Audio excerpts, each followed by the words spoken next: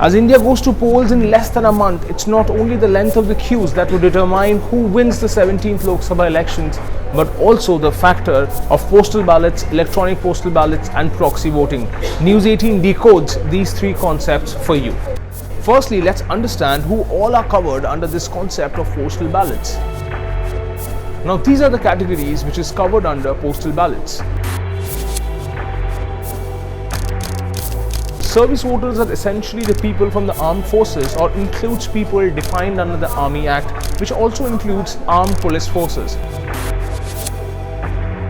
Special voters are that class of people that is notified by the President of India under subsection 4 of section 20 of the Representations of the People's Act, which essentially includes people such as the President of India, Vice President of India, Union Minister of States, etc., who are outside their hometown or voting stations on the polling day.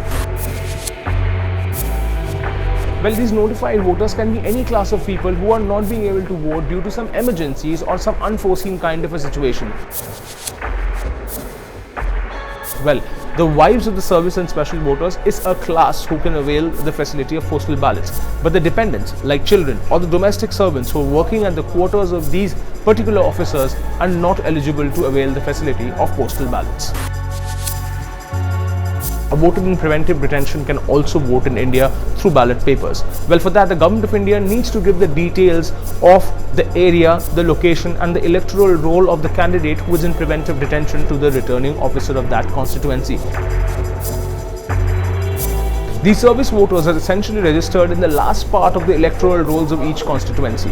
It is the duty of the returning officer of all these constituencies to dispatch the ballot papers in time to reach these particular service officers so that they can give their votes and send it to them on the day of the polls. Special voters need to apply at least 10 days before the date of polling to the returning officer so that the returning officer can dispatch the ballot papers to these special voters so that they can cast their vote and send it in time for the counting.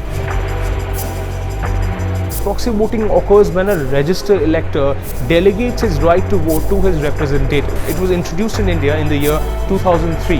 A lot of NRI organizations have demanded that they are also given the right of proxy voting. Also tried to bring a bill into the parliament to give this demanded effect, but however was stopped by the opposition parties.